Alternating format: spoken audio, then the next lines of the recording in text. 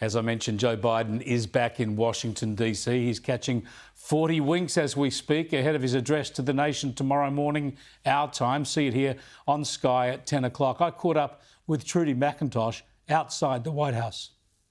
Yeah, the lights are on, as you can see, and there's somebody home. It's the first time we've been able to say that in more than 6 days. He'd been in Delaware trying to recover from COVID. He got the doctors all clear this morning, and he came back here to the White House. But as you say, apart from seeing him as he came off the plane, they threw a few questions to him. He wasn't that forthcoming, I'd have to say, but we haven't seen much of him at all. But that's going to change tomorrow night. Primetime address here in America to the people, explaining in his own words why he's dropping out of the race. And I think that's crucial in the sense that we only saw a written statement. We know how stubborn he had been up until that point. He didn't believe senior Democrats when they told him that he wasn't going to win this race. So fascinating for him to try and craft his message in the next about 23 hours or so to figure out what he wants to tell the American people and how does he shape his legacy now with 6 months left to go in office.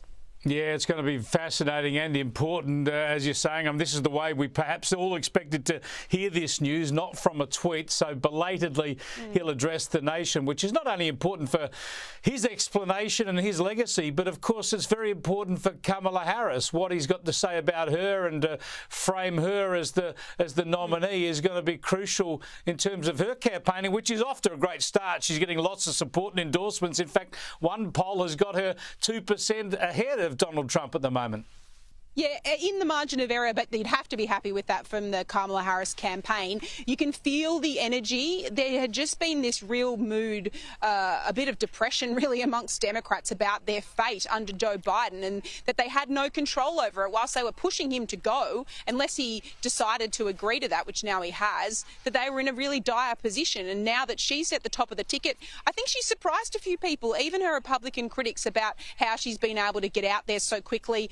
Big money coming in for Kamala Harris. That was always going to come in at the end. Democrats are always going to come home with the money. And the volunteers that are there, there's a real energy, it seems, out there. The fact that they're spinning that this is the biggest crowd. I thought crowds didn't matter once upon a time when Trump was talking about them, but the Democrat campaign briefing out that this is the biggest campaign crowd we've seen for Kamala Harris today, and this is just the start. What does that say about Joe Biden, though, and seriously how terminal things were, that he couldn't get 3,000 people was the number today. He couldn't get that up until this point in the campaign. Is pretty remarkable.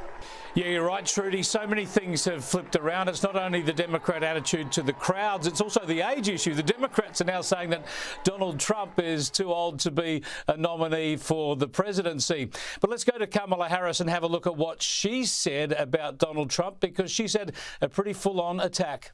Before I was elected vice president, before I was elected United States Senator, I was elected Attorney General of the state of California, and I was a courtroom prosecutor before then.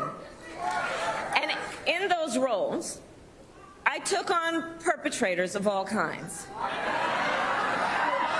Predators who abused women, fraudsters who ripped off consumers, cheaters who broke the rules for their own gain.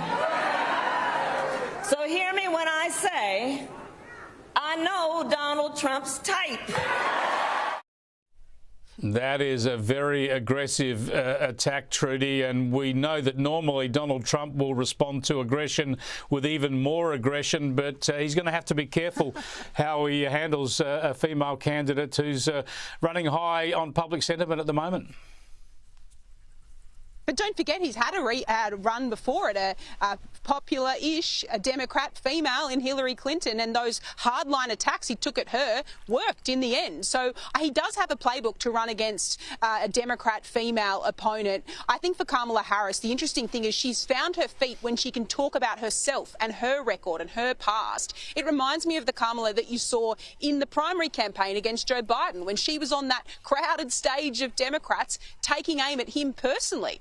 And that was an incredibly big moment that blew her up on the national stage. I think she struggled when she was trying to talk about the vice president's a really difficult job, isn't it? A job basically with nothing to do, and that you expect to go around the country and campaign on behalf of somebody else. So now she's campaigning on behalf of herself and her record. Expect to hear more of that contrast of I'm a prosecutor going up against a convicted felon in Donald Trump.